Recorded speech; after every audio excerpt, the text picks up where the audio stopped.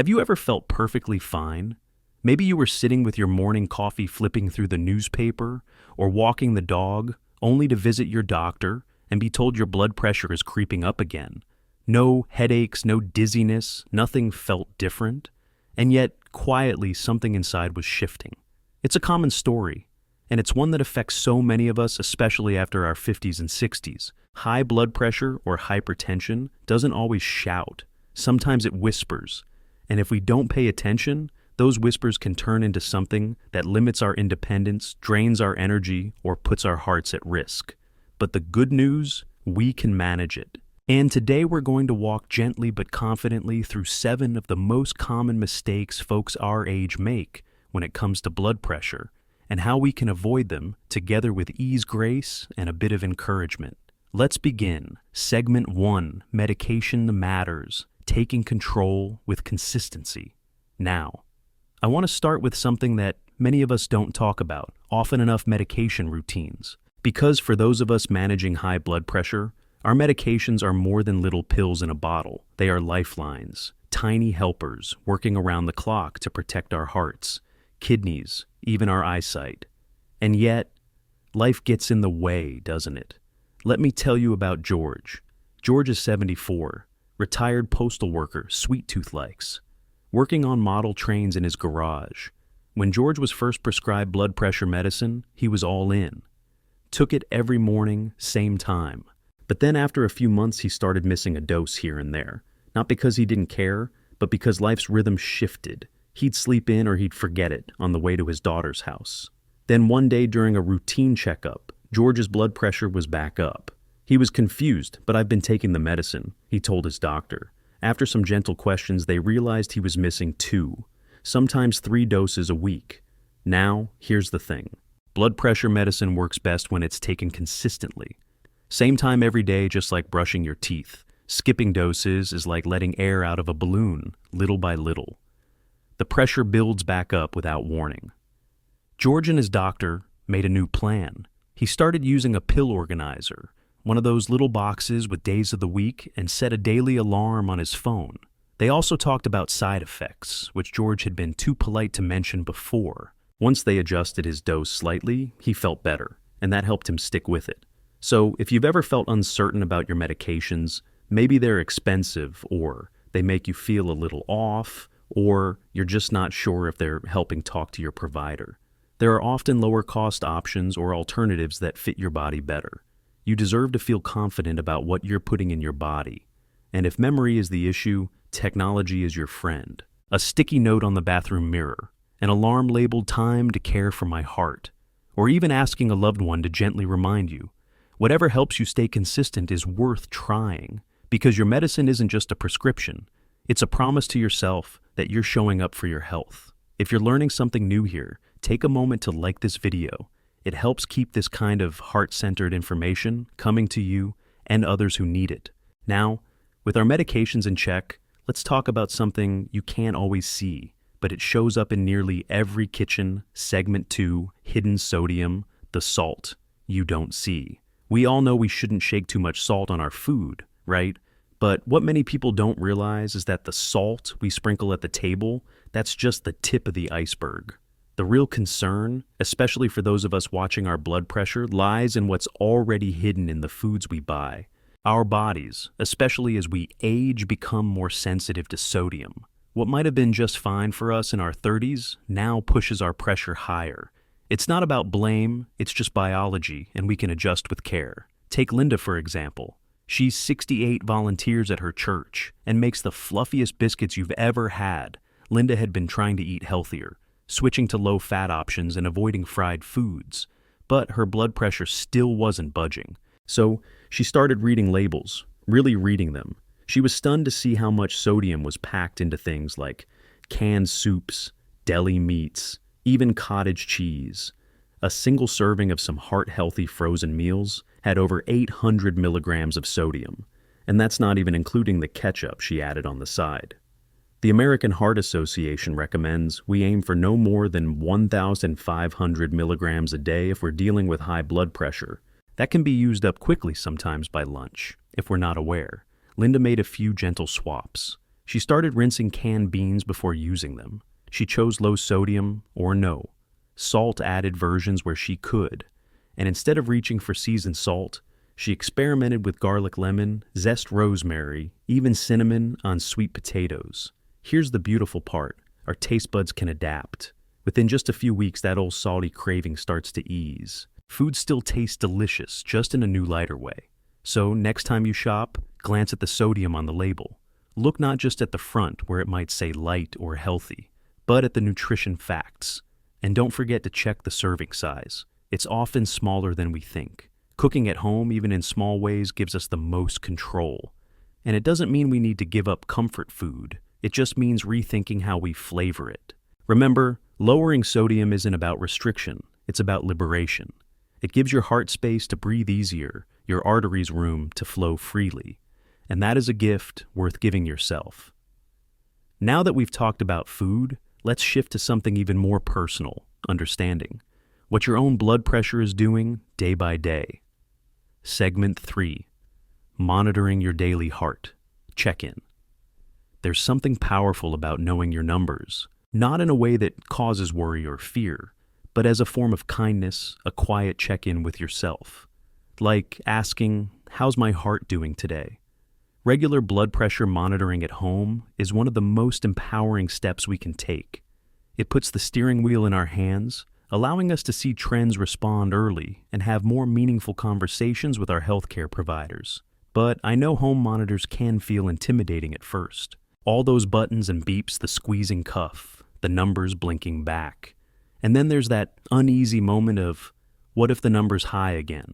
Let me tell you about Marjorie. She's 76, retired librarian, sharp as a tack, but a little hesitant with technology. Her doctor recommended checking her pressure at home because her readings in the clinic were always a bit high, likely from what we call white coat syndrome, where anxiety can raise your numbers temporarily. At first, Marjorie avoided it. I don't want to obsess, she said.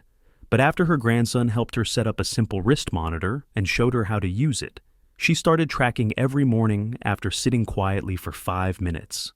Feet flat, cuff at heart level. What she discovered was eye-opening. Her readings at home were usually much better than at the clinic. She kept a little notebook jotting them down, along with what she'd eaten or how she slept the night before. Over time, she began to notice patterns. Her pressure was higher after a salty dinner or after a stressful phone call. This awareness gave her peace. She wasn't afraid of the numbers anymore. She understood them. If you've ever hesitated to monitor at home, know this. You don't have to do it every hour or even every day. A few times a week or even twice a day at first can be enough to see patterns. Make it part of your routine, maybe after brushing your teeth or before breakfast. Choose a monitor that's easy to use. Ask your pharmacist or doctor's office for recommendations. And remember, one high reading doesn't mean disaster. It's the trend that matters, not a single number. Bring your readings to your appointments. Share them. Ask questions, because when you track your pressure, you're not just collecting data. You're starting a conversation with your body, and every conversation brings you closer to understanding and healing. With your heart's numbers in hand, let's turn now to something a bit less visible, but just as impactful. The quiet tension we carry in our minds and bodies each day. Segment 4, Stress Management, Calming the Invisible Pressure. Stress. We've all lived with it, from raising children to paying mortgages to navigating losses and changes that come with time. And often in our generation, we were taught to just keep going, to push through, not to complain. But here's something important to understand. The body listens even when we stay silent. Chronic stress sends signals throughout our system. It releases hormones that narrow blood vessels and increase our heart rate. Over time, this invisible pressure becomes just as real as the numbers we see on the monitor. And yet, we often overlook it. Let's talk about Walter, a Vietnam, veteran 69 years old, proud grandfather, stoic. Steady didn't think much about emotions, but his blood pressure had been creeping up despite medication and diet changes. His doctor gently asked about stress, and at first, Walter waved it off. I don't feel stressed, he said. But then he started paying attention. He noticed how tense he felt, watching the evening news. how he clenched his jaw without realizing, how he worried about his adult children but didn't voice it. These weren't dramatic moments, just quiet, constant ripples. Walter's doctor suggested something simple, 10 minutes a day. Sit somewhere comfortable, close his eyes, and breathe slowly in through the nose, out through the mouth. No music, no phone, just breath, just being. It felt strange at first, but after a week, something shifted. He slept better. He felt more patient. His blood pressure readings started to level out. There are many paths to calm, gentle movement, like Tai Chi or walking, spending time in nature, prayer or meditation, even calling an old friend. It doesn't have to be complicated. It just has to be intentional. And for those of us who grew up in a time when emotions were often tucked away, this is an invitation not to fix anything, but to allow space to exhale, to let the heart soften a little, because stress is real, but so is resilience. And every breath you take with care is a step toward balance, with your mind a bit lighter. Let's look now at something even more physical, and yet just as healing. Movement segment 5, movement is medicine, overcoming inactivity. Here's something many of us forget. Movement doesn't have to mean exercise. It doesn't have to mean joining a gym or jogging at sunrise. At our age, movement simply means giving the body what it was made to do, to stretch, to circulate, to breathe more deeply. You've probably heard the saying, sitting is the new smoking. That may sound dramatic, but the truth underneath it is that long periods of stillness can quietly stiffen our arteries, slow our circulation, and increase our blood pressure. But it doesn't have to be this way. Let's meet Darlene. 72 years old, once an avid gardener, now slowed down by arthritis in her knees. She thought her days of being active were behind her. But her physical therapist introduced her to chair yoga, gentle stretches she could do from her favorite armchair watching the morning news. Then she started standing up during commercials, walking in place while folding laundry, marching softly down the hallway. She even dusted off an old pedometer and aimed for a few hundred more steps each week. What changed? She felt less stiff. She slept more soundly. And yes, her blood pressure began to ease. Movement can be joyful. Dance to oldies in your living room. Take slow strolls with a neighbor. Try water aerobics or gentle stretching in bed before sleep. Every little motion adds up. The key is consistency. The body loves rhythm, and just as the heart beats in steady time, our movement becomes a kind of music, one that supports our vessels, our mood, and our longevity. If fear is holding you back, fear of falling, of injury, of looking silly, know that you're not alone. Start small and celebrate each step, each sway, each moment you choose to move. Because movement is not just exercise, it's freedom. Now that you're moving more, let's peek into 2 daily companions that might be sneaking your pressure higher without you realizing it. Segment 6, rethinking caffeine and alcohol. Let's talk about a pair of old friends, coffee and wine. For many of us, these are comforting rituals. A hot cup of coffee in the morning, a glass of red in the evening. They're familiar, even joyful. But like all relationships, it's worth occasionally checking in. Is this still good for me? Caffeine and alcohol can affect blood pressure more than we think, and in very individual ways. For some folks, caffeine causes just a small bump in pressure. For others, especially as we get older, that bump can linger longer and climb higher. Let's take Howard. He's 67. A retired teacher who starts every morning with a strong cup of black coffee. He'd noticed that his heart felt a little jumpy some mornings, but figured it was just age. During a routine follow-up, his doctor asked him to measure his pressure before and after coffee, and sure enough, it shot up nearly 20 points within an hour. That doesn't mean Howard had to give up coffee altogether, but he did switch to half calf and stop drinking it past noon. Within 2 weeks, his morning pressure was more stable, and he felt calmer.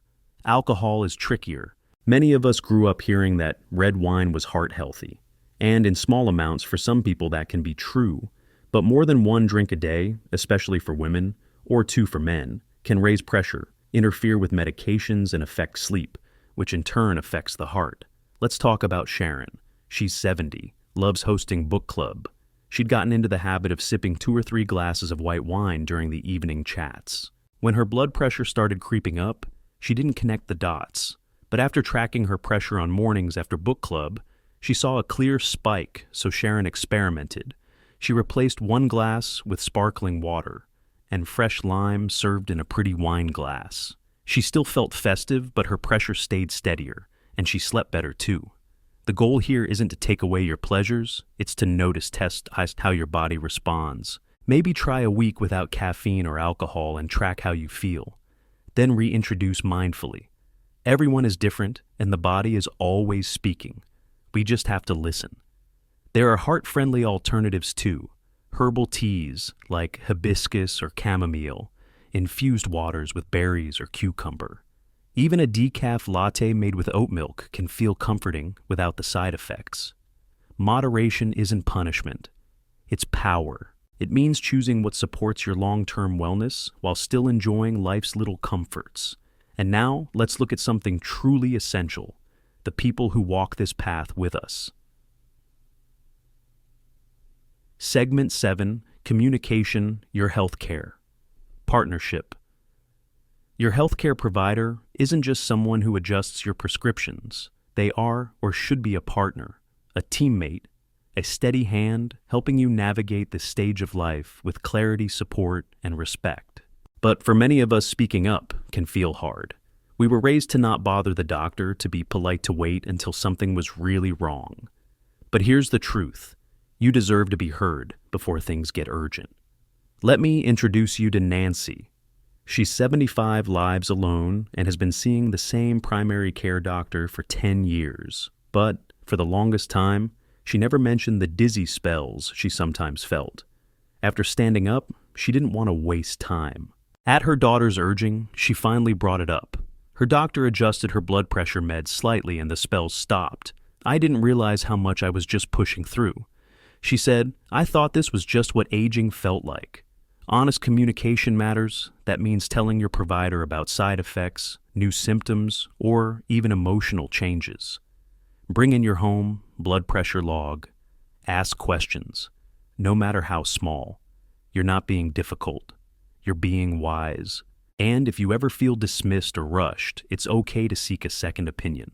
You deserve to be treated with care, not just clinically, but personally. Telehealth has also opened new doors.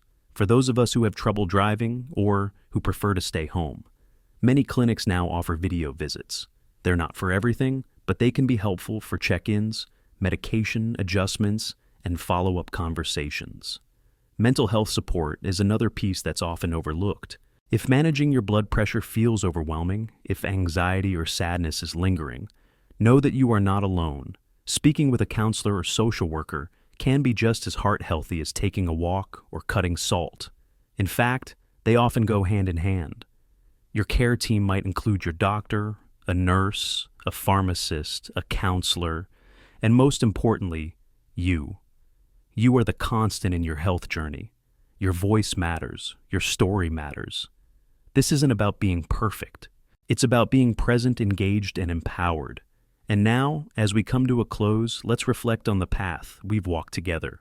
We've covered 7 key areas today: medications, sodium, monitoring, stress movement, caffeine, and alcohol communication. Each one holds a key to steadier blood pressure, and more importantly, to a fuller, freer life. Remember, you don't have to tackle everything at once. Start with one small change. Maybe it's setting a reminder for your pills, or swapping a salty snack, or taking 3 deep breaths before breakfast. These little steps, they add up. You are not alone in this. Every improvement is a victory. And with knowledge, kindness, and a bit of courage, we can keep our hearts steady and strong. If this video gave you something to think about, we'd love for you to like it. Subscribe and share it with a friend or loved one. And in the comments, tell us which of these 7 steps will you try. First, your heart is your life's rhythm. Take charge and keep it steady, strong and full of joy. We'll see you next time.